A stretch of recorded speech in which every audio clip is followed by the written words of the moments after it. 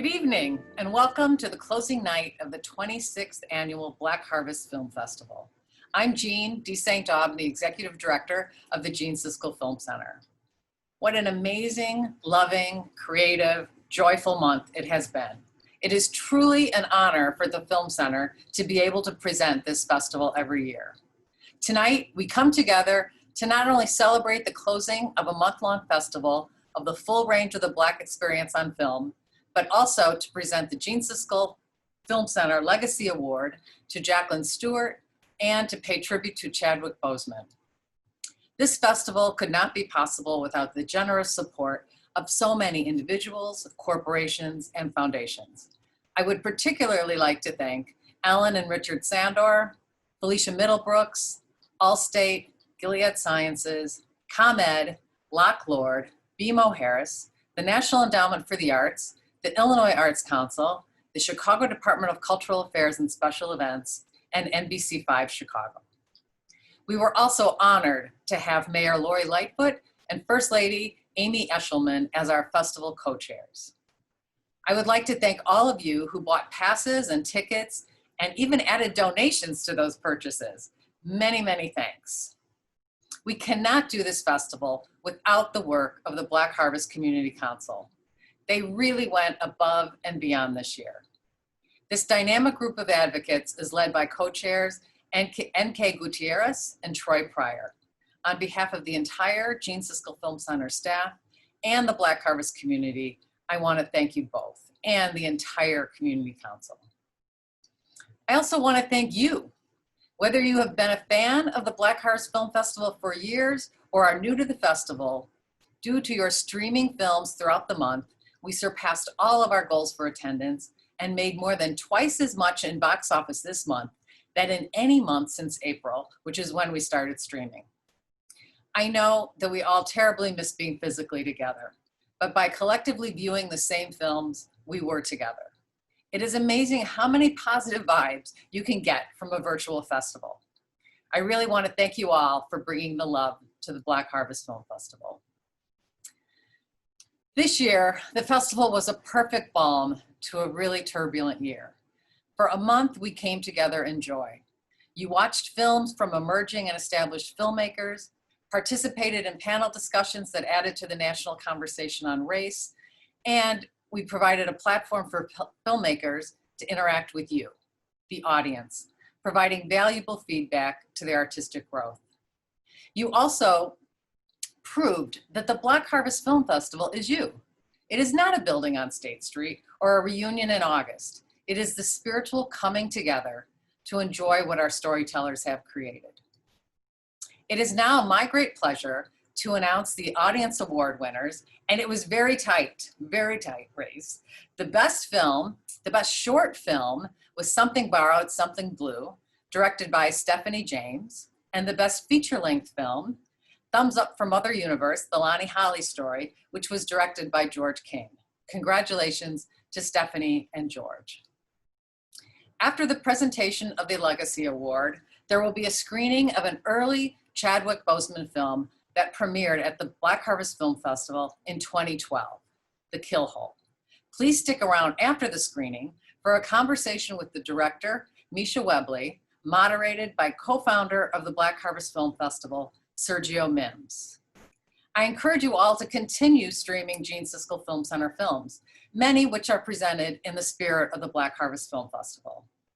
And now, it is my great pleasure to introduce the presenter of the Gene Siskel Film Center Legacy Award, Associate Professor of Cinema and Media Studies at Indiana University, and Director of the Black Film Center Archive, Terri Francis.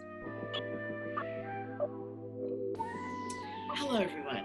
I am honored and delighted to present this year's Gene Siskel Film Center's Legacy Award during the 2020 Black Harvest Film Festival to my friend and colleague, Dr. Jacqueline Stewart.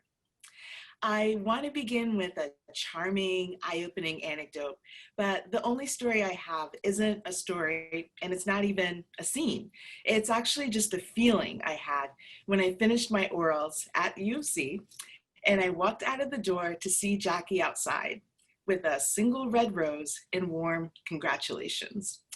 And here I am many, many years later to thank you for your many years of mentorship and support and your example and service to our field.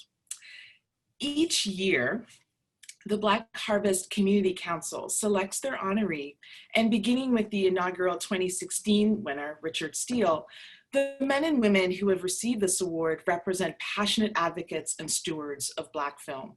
Margaret Caples in 2017, LaDonna Tittle in 2018, and Sergio Mims, unmatched, in his stewardship of the Black Harvest Film Festival in 2019. In choosing the legacy honoree, the council looks for individuals who have contributed greatly to the advancement of Black cinema and have been a champion of the arts in Chicago, and particularly our beloved Black Harvest Film Festival. This year's honoree, Jacqueline Stewart, exemplifies these principles. Dr. Stewart is professor in the Department of Cinema and Media Studies and Director of Arts and Public Life at University of Chicago. She directs the Southside Home Movie Project and the Cinema 53 Screening and Conversation Series. Beginning in January 2021, Dr. Stewart will join the Academy Museum of Motion Pictures as Chief Artistic and Programming Officer.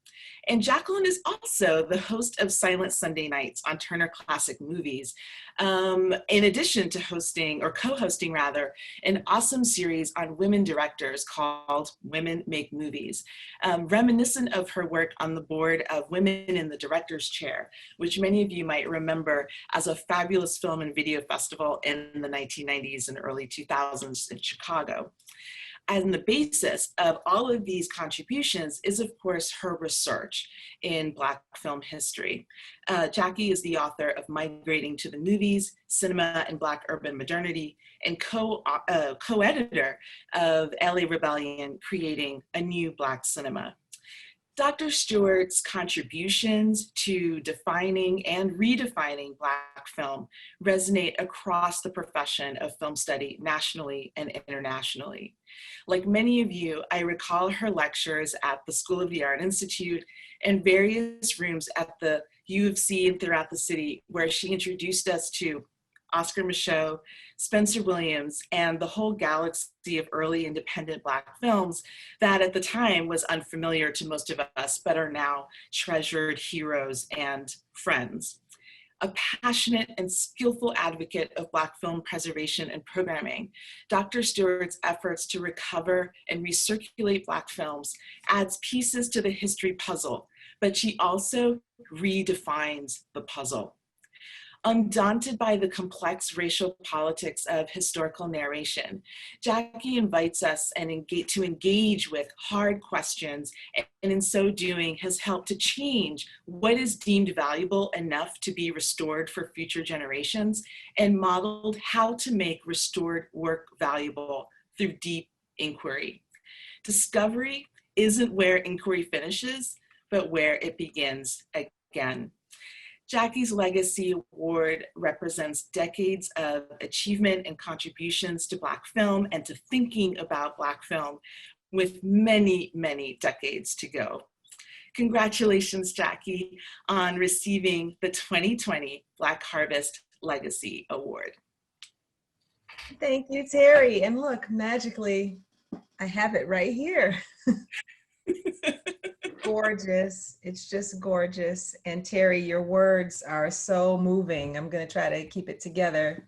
If I had anything to do with your remarkable career, I'm so proud. And it's always been my hope to be a positive force in the lives of other people. So it just means so much to have those words coming from you.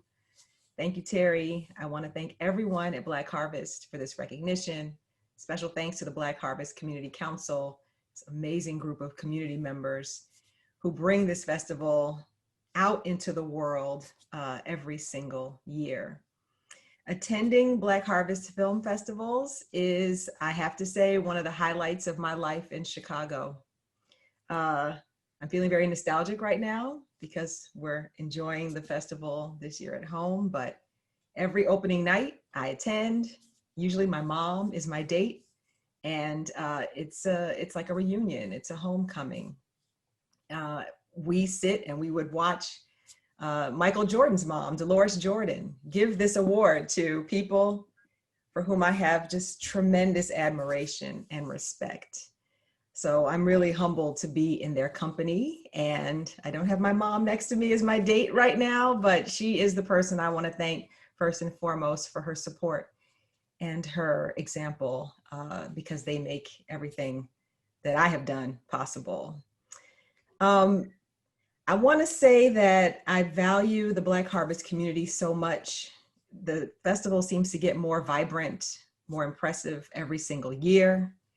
I'm reminded that, I guess 26 years ago now, I was invited to a meeting at the Film Center before it was the Gene Siskel Film Center, before it was on State Street, when it was still meeting in a School of the Art Institute building on Columbus and Jackson. I think Barbara Allen was there, who I see every year at the opening of the festival. I think Zainabu Irene Davis was there. I think Yvonne Welbin was there. I know that Terri Glover was there. We miss you, Terri. And the conversation circulated around how to keep up the tradition of Floyd Webb's amazing, groundbreaking Black Light Film Festival. And what emerged was the concept of the Black Harvest Film Festival. And I was struck even from that like nascent moment, how this festival was constructed around building community and gathering community to frame what this would be and to really spread the word about Black film across the city and across the country. At the center of that meeting, of course, is my memory of our beloved brother, Sergio Mims, who is the heart and soul of the Black Harvest Film Festival.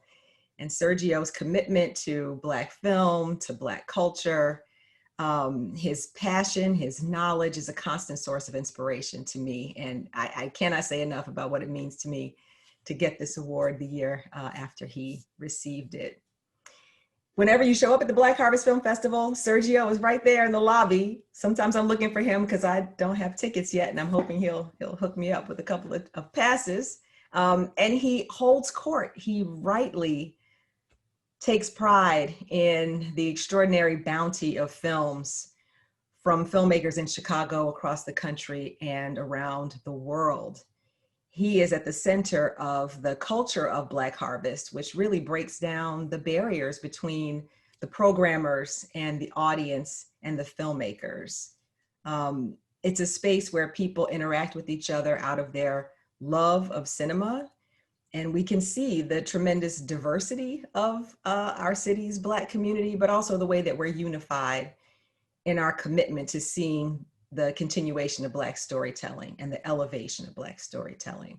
It's that spirit that I certainly carry into all the work that I do as a scholar and as a teacher and as a programmer and as an archivist.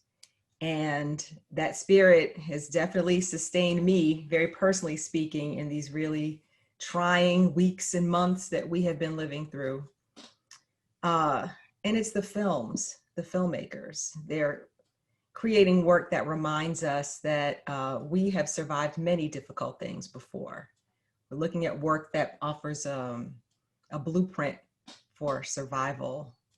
And these are films that make us understand that we're not alone as we face these current crises.